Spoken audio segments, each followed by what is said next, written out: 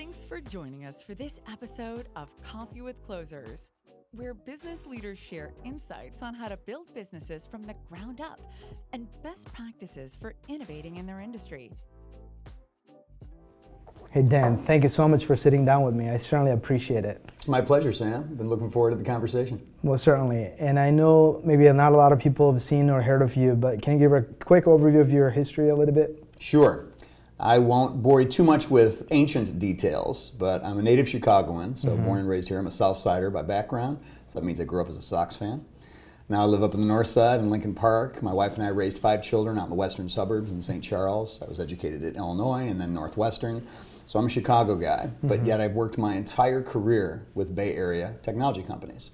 In the early days, that was Oracle, Sybase, Siebel Systems, and then for 12 years it was Salesforce. And not until I was the CEO of another software company, Spring CM, was I actually working for a Chicago-based company. Spring CM was the first Chicago company I'd worked for, and I was delighted to do that for the obvious reasons. I wanted to, through civic pride, is invest my time and energy and even my capital, because I started at Spring as a board member and investor, in the Chicago tech community, in this growing legion of tech companies and entrepreneurs and investors that I've been very excited about over the last couple of decades, which is much more vibrant now and relevant and rising in the rankings of companies that have funded and fostered great technology startups compared to 30 plus years ago when I started my career. And so the punchline to that joke that everybody used to tease me with is that it took me this long to work for a Chicago company, even though I'm a Chicago guy, is that I then turned around and sold the company to a Bay Area company. So we sold Spring CM to DocuSign last summer. It was a great outcome for our employees, our investors. It was great for the tech community here to have yet another victory that we can put on the board of a great outcome for a Chicago Chicago-founded technology company. And so now what I do is I serve as think of me as the personal trainer or coach for the CEOs of companies in a portfolio as a board member and investor. And I do that with a private equity firm called Marlin Equity Partners, headquartered in Southern California. It's a great overview of all the things you've accomplished. One thing that stands in your mind as one of your greatest accomplishments? I'd say what I'm most proud of is what I get to see reflected in the career paths and the success of the people who I've worked with throughout my career, who were younger than me, and when I was a sales leader, like in my early days at Oracle or Sybase or Siebel or Salesforce, people on my team that have gone off and become sales leaders in their own rights, chief revenue officers, some of them entrepreneurs, founders, CEOs, executives at Salesforce, where I spent most of my formative years. That was the longest run in my career, and was obviously a very fluid industry. People tend to come in and out of jobs and companies in this space with high frequency. So to get 10 plus years at Salesforce was an accomplishment in of itself, but what I'm most proud of with that is the legacy of people with whom I worked, who I was fortunate enough to mentor. And one of the reasons I look back on that so fondly is that I was extremely lucky early in my career to be mentored by very generous, very accomplished and gracious mentors and advocates who helped me in my career and invested in me, and probably turned a blind eye to some of my weaknesses and turned them into strengths with me and coached me, and were very patient with me. And some people who are still dear friends of mine and still mentors today, and some of whom are actually co-investors in some deals that we're in. So I like to play that role now with people who I was fortunate enough to mentor throughout my career. And I saw your LinkedIn said you were on the marketing cloud. You were overseeing the marketing cloud side of the Salesforce platform, right? That's right. Was it the acquisition of Pardot, or was it a separate product? Actually, it was prior to that, so it was a good question, because when we declared the presence of the marketing cloud to the industry, arguably it was before Salesforce really understood what a marketing cloud would mean. And we'd show up and start selling to CMOs, and you know, as you run a business that serves digital agencies and B2B brands through those agencies, so you know how different it is for a technology salesperson to have a relevant conversation with competence with a CMO compared to a CIO or a head of sales, et cetera. So when we at Salesforce, who had arguably already accomplished, we'd climbed the mountain of becoming the leader in CRM, back when we didn't even call it CRM, this is when we called it Salesforce Automation, right? And then we established the customer service platform through Service Cloud. And then the next foray was into marketing. And we showed up in the offices of many CMOs, and those CMOs, when they were kind and generous with us, they'd say, guys, stop talking. Let me tell you what it means to sell to a CMO, because you clearly don't get it yet. And I arguably took on the mantle of leading the sales organization in Marketing Cloud when we still hadn't figured it out. We hadn't bought Pardot yet. We hadn't bought ExactTarget. We basically had social listening through Radian 6 and Facebook page management with a company called Buddy Media. Those were the first two acquisitions that we brought into the family, and we thought, and what we learned is social listening does not a Marketing Cloud make. And so we realized we had to really go get the ERP system for the CMO, which would be the campaign management, the email marketing. So we bought ExactTarget for $2.7 billion. And then we got really serious about it. And of course, the acquisitions and integrations since then have made Salesforce a very legitimate entry into that. And at the time, I'd say probably only Adobe was, among enterprise software companies, was probably the only one that CMOs would consistently say they show up in the CMO's office with relevance and competence, knowing what is the difference between paid, owned, and earned media. What is the role that an agency plays and what the decisions a CMO and investments a CMO is going to make. And most enterprise salespeople who had been selling to IT didn't understand those things. And so I think Salesforce has definitely ramped up through the learning curve, as has Oracle. And SAP, Microsoft, I'm not so sure, but the leaders now when you think of marketing clouds, obviously Adobe and Salesforce and Oracle and then specialty companies, one of which I ran after I left Salesforce before I became the CEO of SpringCM. We were a tag management company and sold it to a private equity firm, which is one of the first times I got introduced to the world of private equity, which is what I do now. Most certainly, and I think the Salesforce model is what I think HubSpot is trying to follow. They got into the marketing cloud first, then they added on the sales side and also a service product as well. So I think they're trying to emulate the success that Salesforce seen. And I'm a big fan of Brian Halligan, the founder and CEO of HubSpot and the team that he's built. But you're right, they actually did it arguably in the inverse order of Salesforce, where they started with marketing and they established a very successful footprint. Also, similar to what Salesforce did, they started in the SMB and mid-market space, because Salesforce is thought of as an enterprise class solution now, justifiably so, because there are many large global companies that deploy Salesforce among over 200,000 companies worldwide. But when I started at Salesforce in early 2002, we were selling to SMB and mid-market companies trying to establish credibility in the enterprise. And believe it or not, trying to convince CIOs that it was safe and viable to have your data living somewhere else than your own data center. So we had to do a lot of evangelizing in the early days about the cloud, before we even called it the cloud. Yeah, I mean, everybody now, the cloud is the common term everybody uses. That's right. It's easy to take for granted now. Most certainly. And now the conversation is, well, are you using Azure or AWS? That's right. Which is it? Exactly. Not, are you going to build it on your own platform in your own data center? There's no such thing as hosting it in my storage, in my closet somewhere. That's right. The interesting side note you mentioned about ExactTarget, actually through acquisition, ExactTarget and Salesforce was a client of 1Am's at one point. So I don't know if you heard of iGo Digital, which was a technology platform out of Indiana, which was a startup. That was it was more like a product recommendation engine that was built. And ExactTarget acquired it for, I think it was like $300 million or something. And ExactTarget was acquired for $2.7 billion, I think the number you mentioned. So through that acquisition, we were getting paycheck from Salesforce. Yeah, that's right. Scott Dorsey and his team had done that tuck-in right before I think so. Benioff and John Samorjai bought ExactTarget. And we had some interactions with Pardot before they were acquired as well. So I think there was some connections there. But obviously, it's a much smaller world than it might appear. It's crazy. So I think you mentioned that transition. So you were a sales leader, then you became the CEO, and now you're actually transitioning into coaching the CEOs. But what was that going from a sales leader to a CEO role? What was that transition like, and was there any commonality in those two roles?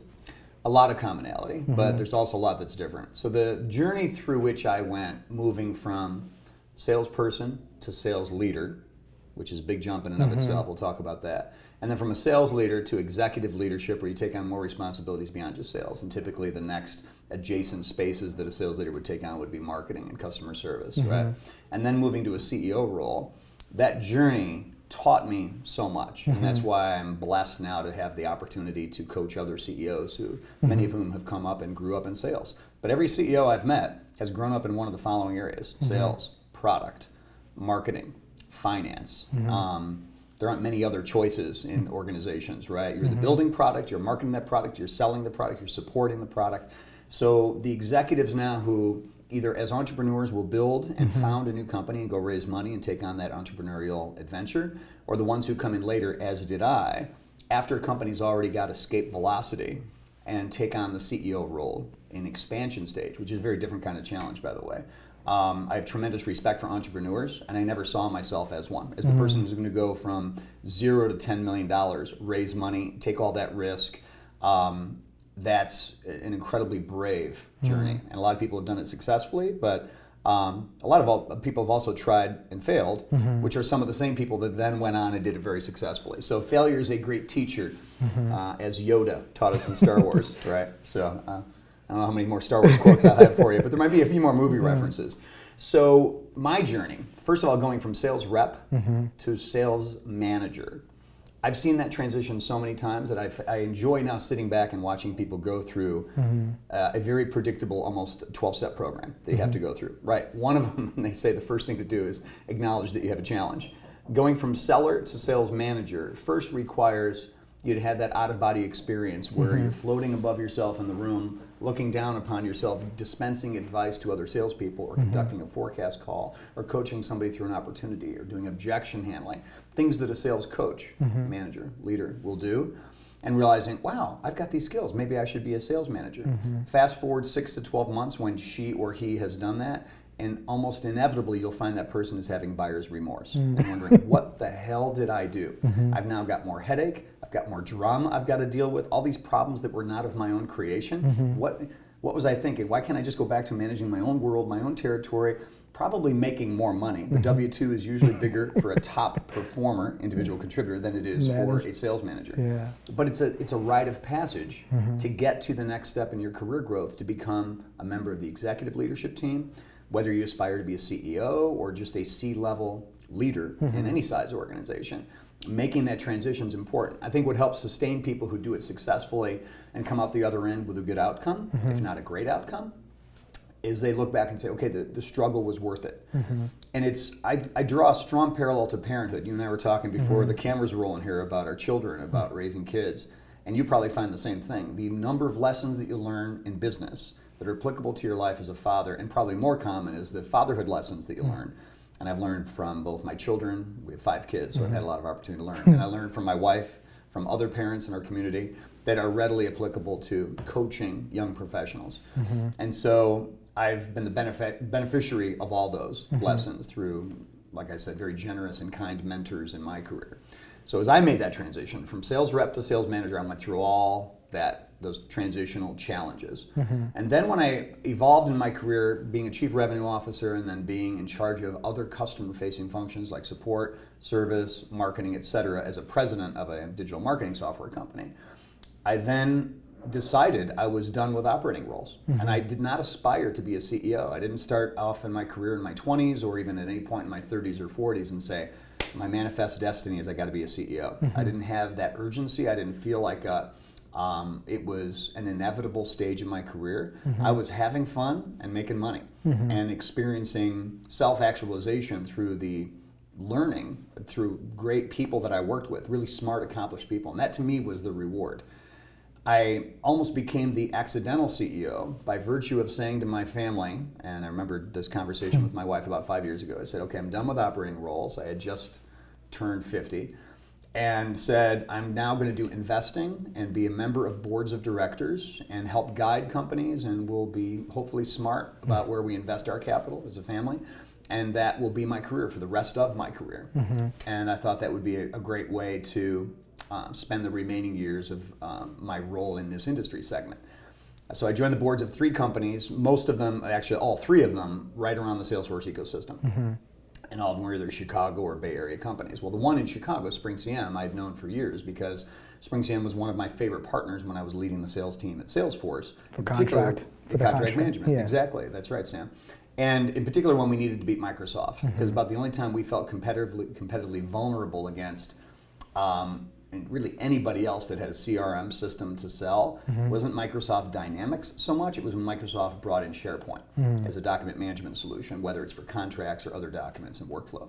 So we at Salesforce would bring in SpringCM as our favorite partner to help us slay the dragon of Microsoft. So I had a 12-plus year relationship with Greg Buchholz, the founder of the company, with the leadership team, with the board of directors, with the investors who I've known for years. And so when I decided to join some boards and invest in some companies, SpringCM was one of them. Within a year after that, the board asked me to step into the CEO role and Greg, my dear friend, stepped into the president and COO role. I took on the CEO gig, and together we grew the company and were able to successfully monetize the company through the sale to DocuSign in 2000. Was it 270 or 370? $270 million, yeah. So it was very rewarding for obvious reasons. And Greg and I did my 6 months of post-acquisition M&A integration. Greg is still there at DocuSign as an executive of that team. And we're dear friends. Our lake houses are 5 doors down from each other in Southwest Michigan, and our kids and our wives are all friends, and we hang out at the lake together. We play music together. We're investors in a band and some other deals together. So we've stayed very close. And so through that journey of becoming a CEO, I was very lucky because I was in a situation where when I described this to other friends in the industry, and they'd say, all right, so you came in as a board member, investor, and then the board asked you to step into the CEO role. Almost everybody would say, okay, so the old CEO was out then, right? Or probably bitter about that and is moving on, right? So, oh, no, quite the contrary. So Greg doubled down on it. He was all in. In fact, he was talking me into and selling me hard on coming into the CEO role and teaming with him to grow the company because we had very complementary skills. He's very operationally strong. He's a CFO by background, a CPA and a CFO. That's where I don't have good muscle development. Where I've spent most of my career, and I think I can focus, is on revenue operations, customer facing, go to market, and it complemented where Greg is strong very, very well. And so we were probably the exception. This is maybe a 1 or 2 out of 10 scenario where the new CEO and the previous CEO blend together very well and who have skills that are very complementary. And together, we felt like it was 1 + 1 = 3. And the outcome that we drove, we think, reflects that. So as I made that transition, back to your original question about going from sales leadership into a CEO role, I think it's inevitable for everybody that takes on that top job in any organization, especially in the software industry where you're a B2B provider of an enterprise class application in the cloud, right? Which is where I've spent almost my whole career. You bring with you all of your biases and skills and your preferences, your pattern recognition, your DNA, you bring with you from the part of the business that you grew up in. And I think one of the most important things is to just own that. So what I mean by it is I would spend naturally a lot more of my time and energy where I thought it would add the most value, helping coach and drive even better outcomes with our customer-facing teams. Sales, customer service, marketing, support. It doesn't mean that I ignored product or engineering or G&A or the other areas of the business, but we had very capable leaders who were very strong there. That's where Greg was strong. So we decided to divide and conquer. And it was important for me to make sure everybody in the organization felt love and attention from the CEO and felt legitimized and important and relevant in the eyes of the executive leadership team, not just me.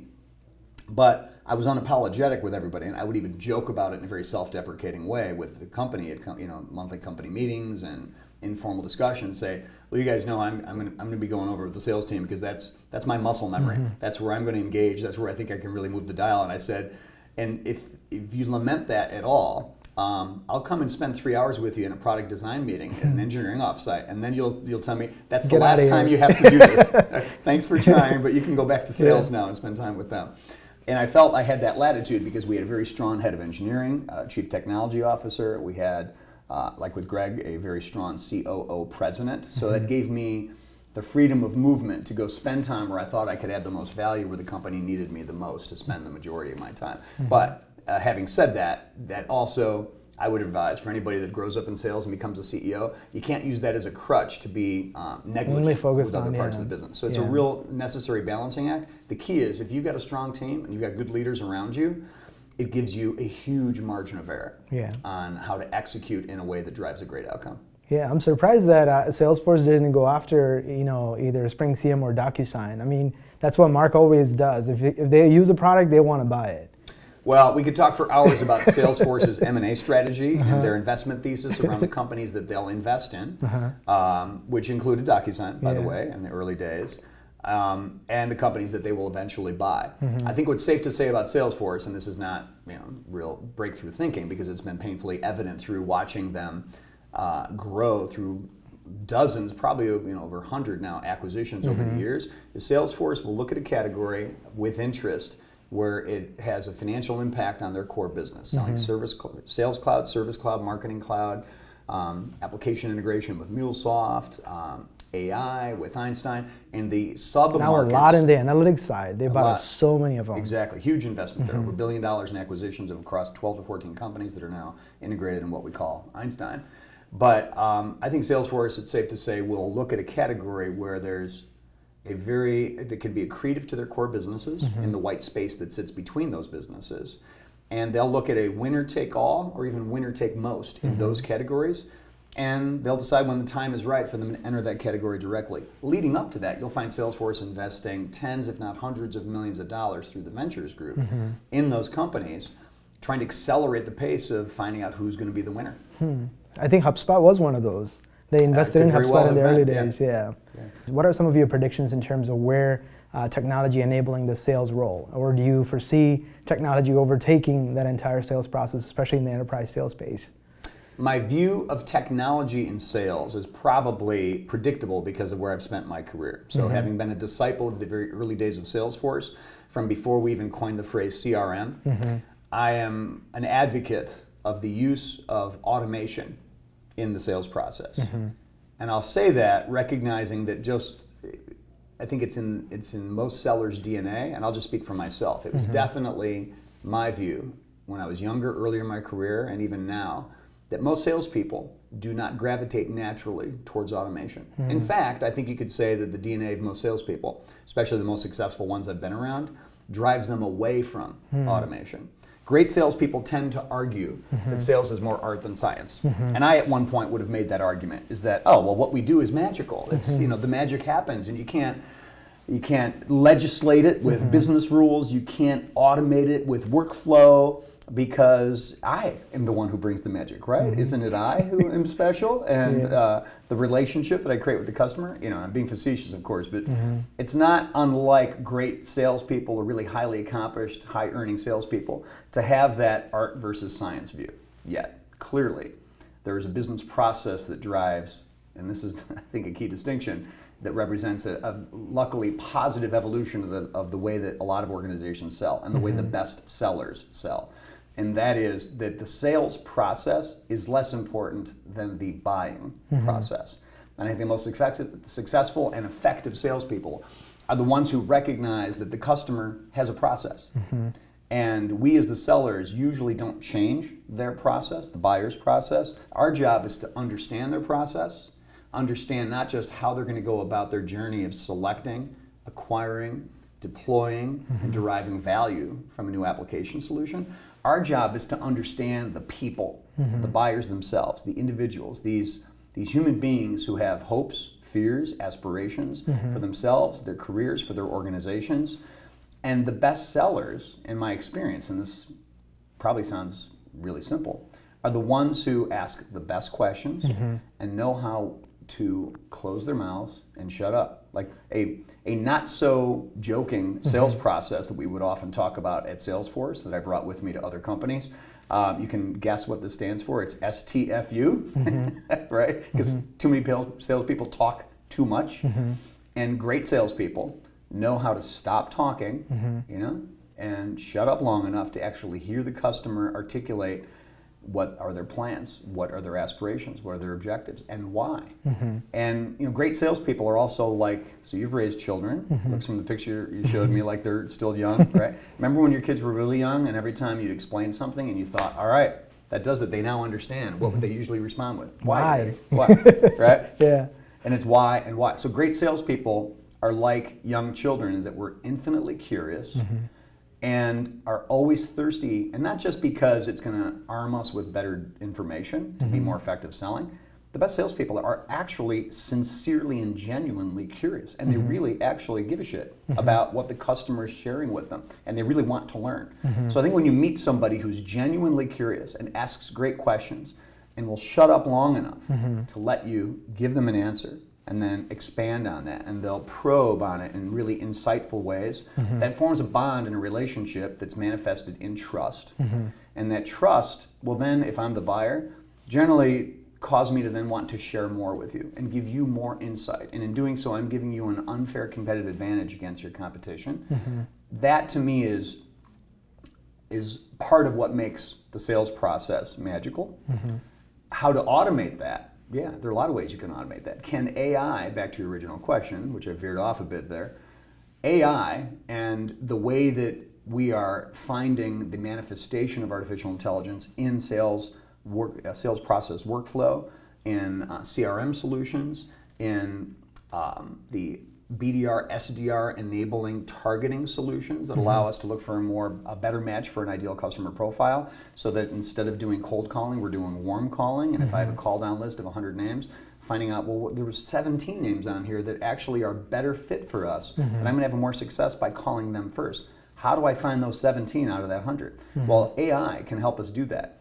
And it's not magical. It's the AI that will leverage what we already know and all the data that we continue to collect about individuals, about organizations, and about the buying patterns that they've established historically with us and others in our industry.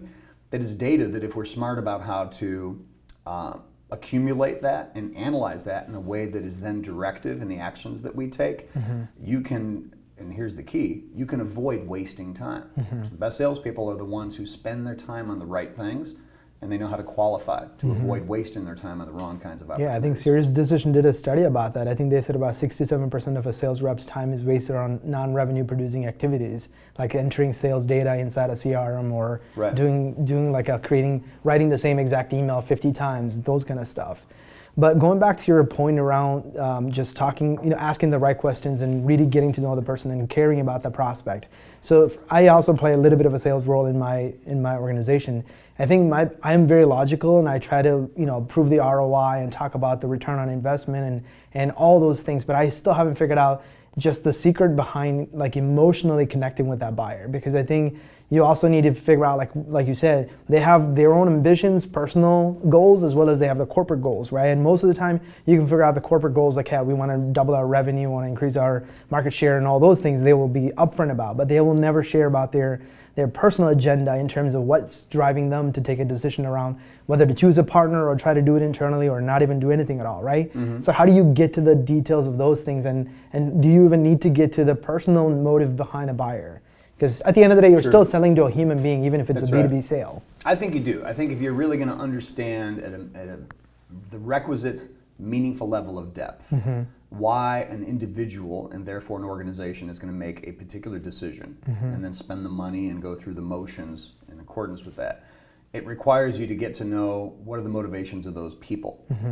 To get to that, you have to establish trust first, because you and I could be in a conversation. Let's turn the tables now. Let's say you're the buyer and I'm the seller now. And I can ask you in our first meeting through a very complete list, and it might be an exhaustive list of questions, everything about you personally that I want to know. You're probably not likely to share that with me because I haven't earned your trust yet.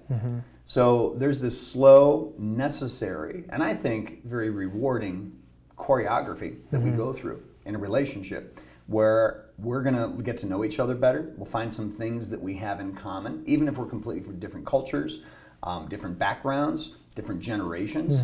Those are not barriers to bonding with somebody and finding, hey, this is an interesting person, and knowing this person is making me richer. And if you think that way about other human beings, kind of as your default mindset, I think you're much better positioned then to be effective in doing this. If that's hard to achieve, I think it can be learned, but I do believe some people are innately better at it. But what they're actually better at is they're just more innately curious and more genuine and sincere about wanting to learn from other human beings. And when you approach a new relationship that way, I think it's an irresistible force that people are just naturally, there's like a magnetic pull for people like that into wanting to share information then with that person and disclose things about your personal aspirations, your hopes, your fears, what's your personal win in a particular outcome for the company, so that you earn the right for me to look to you one day, Sam, and say, okay, so you guys want to achieve this kind of ROI within that time frame of this project. What's that mean to you personally? And then I shut up and I let that uncomfortable silence hang in the air. And most people at first might be a little apprehensive, like, oh wow, you're okay. I'm going to make a decision on the fly there. I either trust you enough to share this with you, or I don't. And you can kind of tell based on whether the person gives you a bullshit answer or whether they really lean in and open up to you. And most people can tell the difference. And when you get good at doing that, I don't think it's a trick or a skill. I think it's It's a learned behavior that is rooted in authenticity and sincerity. And it's a hard question to ask as well, because I think you got to be comfortable to ask that question, because That's right. you just don't know the person well enough, and like you said, you have to earn their trust before you could even ask that. And if you're not very comfortable in asking it, it's difficult as well. That's right. That's what I found personally for me. That's right. It's not easy to do, to Yeah. look somebody right in the eyes and ask a very direct question, because it's human nature then to fill in that silence, which is awkward and uncomfortable, to fill it in. Sellers usually talk in the presence of silence. And sometimes the silence is our friend, and we just need to And we have sales, and let the silence hang there in the air, and Yeah. let the buyer then fill the silence. It's the most hard thing for the sales rep to do is to shut up. Like, I think they just right. have the tendency to talk. So there's this big buzzword that we're hearing a whole lot, right? The whole thing about ABM, or account-based marketing, Right. and account-based selling and things of that nature. What's old is new again. Yeah, what are your thoughts about this whole concept? I'm a believer in account-based marketing. And guess what? I was a believer in account-based marketing when I started my career in 1986. Because we didn't call it ABM back then. We called it target marketing, which was what kinds of, a focus on questions like, what kinds of organizations are the best fit for our product or solution, and what defines the organization, what industry segments, what size of company, what's true about the cultures of those companies, or the way that they go to market and sell and differentiate themselves from the competition. And so account-based marketing today is based, I believe, on some of those same principles. Just like the cloud today is time sharing of the late 70s, which most people watching this video won't know what the hell I'm talking about when I say time sharing. So go Google it, time sharing. And it was basically the early days of what we didn't yet call the cloud. Similarly, account-based marketing now is manifested in much more sophisticated tools to automate the process of figuring out what is our ideal customer profile and what other organizations out there look like this target customer so that we can market to them. And I think account-based marketing is important to remind us, and I like to see that a lot of organizations are shifting their mindset, which the pendulum swung too far over, I believe, in the 90s and into the 2000s, and focusing on personas and individual types of buyers, which is what we've spent most of this conversation so far talking about individual personal motivations.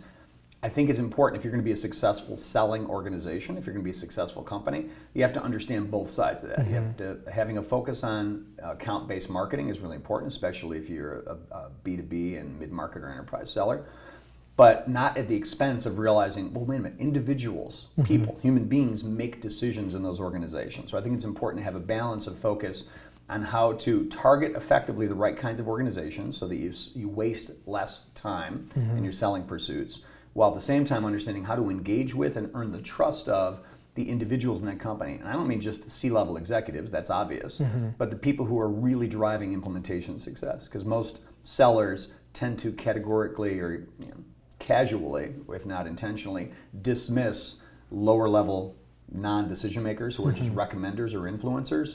Well, I've had a lot of experiences in sales cycles where we had the senior executive leadership team of that customer on our side saying we were the choice, and we lost.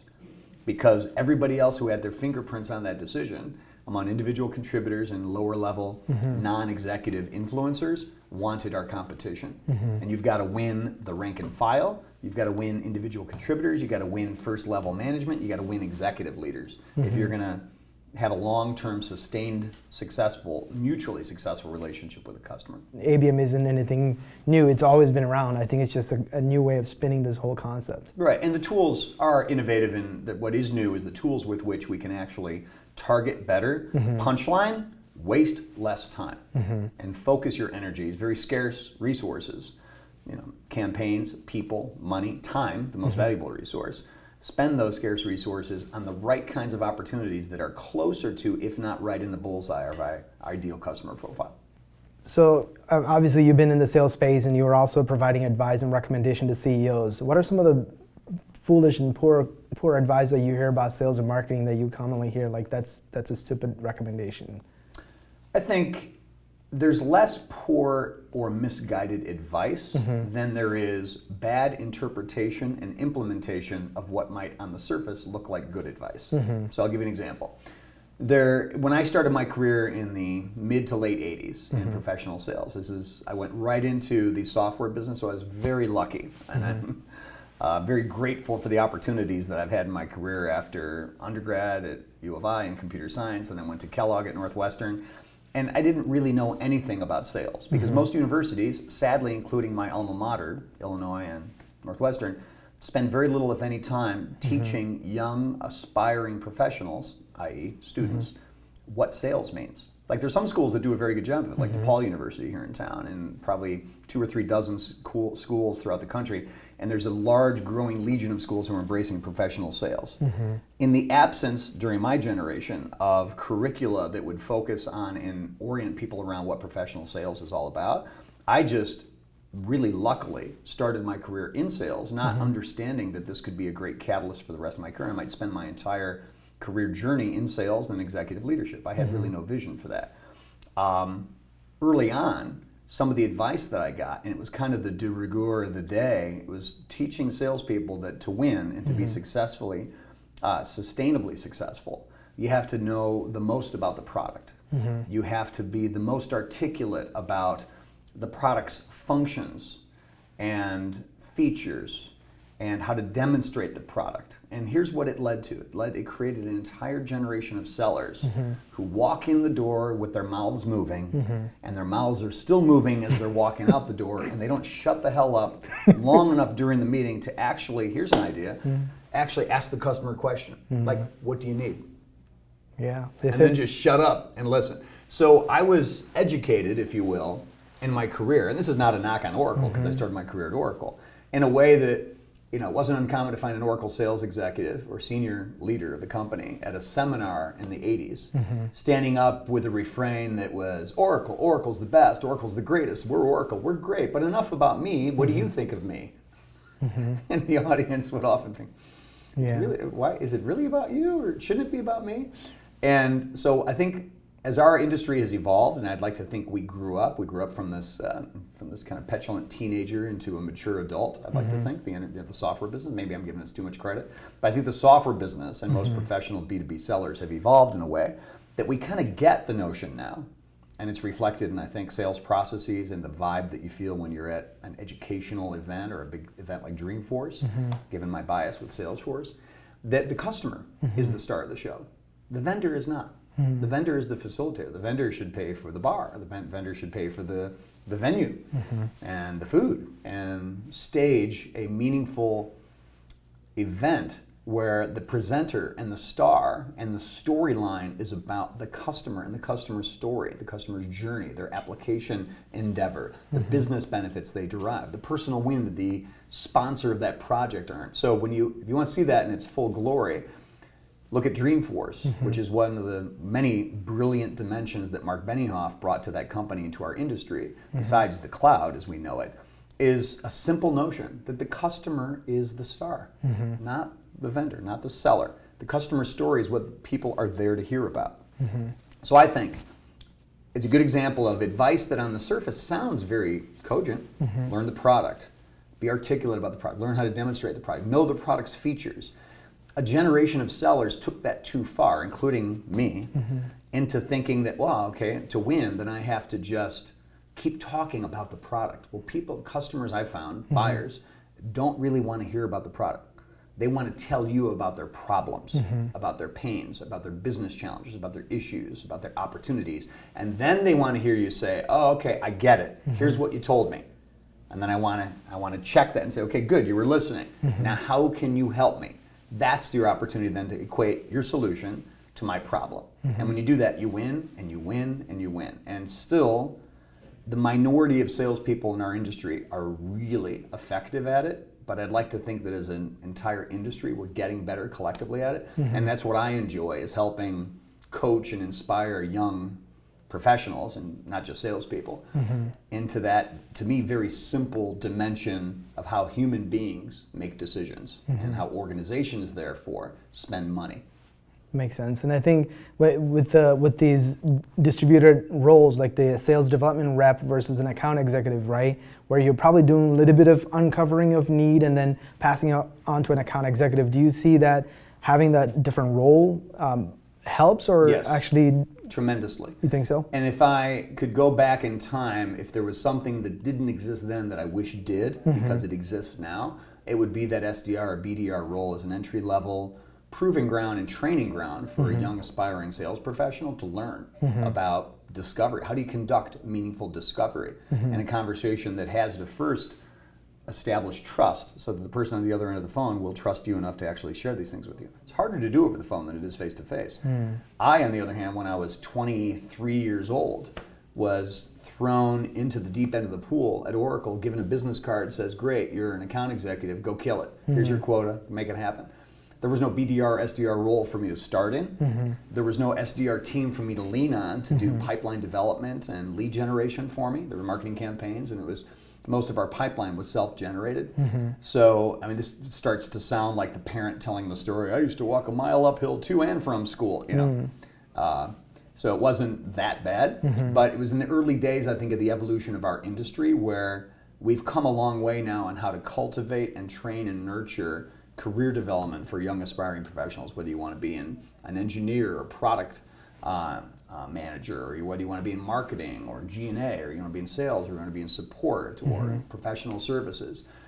Most organizations today, small and big, do a much better job of training, nurturing, enabling, whereas in the early days, we were pretty much told, this is very Darwinian, go make it happen. So you've seen that to be a better, I think it was Aaron Ross who kind of wrote the book on predictive revenue generation. I think he of pioneered this whole concept my of teammates from the early days of Salesforce. Awesome, yeah. So obviously you had a lot of experience working with some senior leaders at big organizations like Salesforce and Oracle and things like that. Are there any specific person that influenced your leadership style and the way that you are today? Yes, I'll give you a few examples. So first of all, and this is personally meaningful to me because he's a dear friend that has sadly since passed away way too young and early. His name's Larry Brand. He was my first manager at Oracle when I was a kid. And he also introduced me and my wife of now 30 years, Lori Jean. And Larry taught me. He was brilliant and successful, and he was sneaky smart. Larry was often the smartest guy in the room and felt no need to try to establish that through offering some deep insight. He was a really good listener. He would ask great questions. And what I learned from Larry is that sometimes the way to establish that trust that will lead customers or prospective customers to open up and share with you, share their feelings, their hopes, their fears, aspirations, their objectives, is to not take yourself too seriously. Larry had a tremendous sense of humor. As a consequence, he was one of the most fun people to be around, whether it was in the office, in a sales meeting, after work at a bar, in a restaurant, out partying. He was often the life of the party. He was larger than life. And he, again, really super intellect, but because he didn't take life or himself too seriously, he wasn't the guy that felt to you like he was trying to impress you with how smart he was. Therefore, he was really able to get people to open up and share with him because he was so genuine and sincere. I miss him dearly. Later in my career, I'll fast forward all the way to when I was at Salesforce. One of my early mentors was Frank Van Veenendaal, who eventually then was the president of Salesforce, and a dear friend of mine. And Frank was one of the few sales leaders I've ever been around who has what I'd consider to be almost unheard of co-resident left and right brain development, meaning operationally rigorous, understands sales process and the need for repeatability of how we go to market and how we run our playbooks, but also being charismatic and brilliant in front of the customer and able to get people to open up with a sense of humor and a joie de vivre attitude. You very rarely see a sales leader who is great in front of the customer with that kind of deal closing charisma, who is also operationally rigorous and effective. You usually have to choose one or the other. And in most sales organizations, you have to find somebody, a man or woman, who brings one, and then hopefully somebody who she or he also brings the other side of that. Very rarely do you see those in the same person. Frank was a unique combination of both. and still a dear friend of mine. He's retired from Salesforce, and he's an investor and board member now and a philanthropist, but a guy who continues to inspire me. And another dear friend I just talked with today, similar in background and in impact on so many people that he's mentored in this business, is a guy by the name of Jim Steele. When you meet Jim, you say, oh, clearly you are a senior executive. He is the CEO, president, chief revenue officer right out of central casting. If you wanted to put somebody in a movie and say, well, this is the inspiring leader everybody's going to rally behind, and he's going to be articulate, funny, inspiring, and when you're in a meeting and Jim enters the room, it's like you subconsciously get to the edge of your seat and you're both elbows on the table because you know it's going to be good. He's going to say something that you're going to be talking about for a long time thereafter. And Jim and Frank and Larry, just as examples, are people who I'd like to think I've tried to personify in my leadership style, because I believed, and this is something I learned a little bit of this from each of them, being successful or being useful, being relevant to other people in your life and serving some meaningful purpose does not require you ever to have an original thought. And I've had very few ever, maybe never had an original thought, an original idea. I've learned from other great mentors that you can borrow great ideas from other people. I don't think they trademarked any of them, and if they have, I haven't been paying royalties. But I guess the royalty I pay is mentoring other people now and trying to pass those lessons on. But I've tried to steal a little bit from every inspiring leader I've ever been around, as I then try to shape into what is my own leadership style. And I'm still learning. I'm 56 years old, and I am still on this journey of learning and listening and picking something up from pretty much everybody I meet that I try to be thoughtful about and incorporate. Most certainly. Just based on our conversation, I realized that you're obviously a big family man with 5 children, and I think one left this finishing high school, and you also had a very successful career as well. How did you balance both in terms of having the family and prioritizing the family? Amazing wife. Yeah, it doesn't. Two things facilitated what you're describing, which would not have happened without. One is my wife, Lori Jean, everybody calls her LJ, who made that all happen because she abdicated her professional career when we started our journey together in 1990 when we got married to lead our family and to make her career our children and our home. And so she worked much harder in the last 30 years of our respective careers than I did. She had the harder job. So that's what enabled this, without which there's no way that happens. And the other is her parents. They never lived more than 10 minutes away from us. Every time we'd move around the Chicago area and build a house and for our ever-growing family. So they were like co-parents of our children. So without Harold and Darlene, my wife's parents, who were really like my parents, they've been in my life longer than my biological parents were. Very meaningful to us and very dear to us, without whom we would not have had 5 kids, let alone would I not have had the latitude to travel and pursue my career the way that I did. So I'm very grateful for that. Yeah, and that explains why you don't want to leave Chicago. That's exactly right. So you obviously had an amazing career, and here we are talking today. If you had to do anything, if you had to do it again, would you do anything different in terms of where you are today? Well, I probably not, because I've been very lucky, and it's not necessarily foresight, but just the happenstance, and I'm very grateful for it, of being in a good place at the right times where I followed successful people to what they were going to do next. And in some cases, I wasn't really sure what the next journey was, but I had so much faith in the person I was going to follow, including a guy by the name of Mark Benioff, prior to which a guy by the name of Tom Siebel. Before that, when I was too young to really know any better, a guy by the name of Larry Ellison. And so here's an interesting thing, back to the start of this conversation about Chicago. Larry Ellison, University of Chicago and Chicago Vocational High School.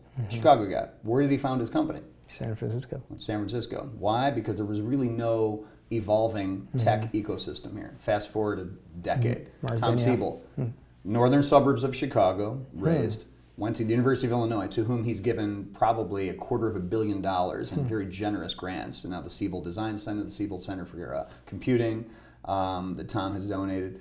And he founded his company in the Bay Area, because that's where he had to go to get capital and find talent. Another guy, Mark Andreessen, this is the National Center for Supercomputing Applications at the University of Illinois in Urbana-Champaign. And he built Mosaic, which we now know was renamed Netscape, which became Internet Explorer and was arguably the birth of the internet age as we know it. Where did he found his company, Netscape? In Chicago? No, he went out to San Francisco. So I think there's a tide turning now, where the next roster of great entrepreneurs hopefully is going to be some women in that group, some people of color, not just old white guys like me, but also people who, when they grow up in Chicago, are actually going to stay in Chicago because there's capital here now through venture capital firms and private equity and investors and angel investors, as well as people who have had great outcomes and have stayed in Chicago and now can coach and mentor and invest in those startups. There's talent. There's an infrastructure of a tech community here now that wasn't true 20, 25 years ago. So I'm excited to see what the next 20 years plus of the evolution of this industry, in particular in Chicago, is going to bring us. Awesome. Well, Dan, I'm appreciative of your time, and thank you so much for my pleasure, joining Sam. me. Yeah, thank you. I've enjoyed it. Yeah, most certainly. Cheers. This episode of Coffee with Closers is brought to you by One IMS, a leading digital marketing agency helping businesses win new customers. To request a free marketing ROI audit, please visit oneims.com. If you enjoyed this video, please share it. To make sure you never miss an episode, please subscribe.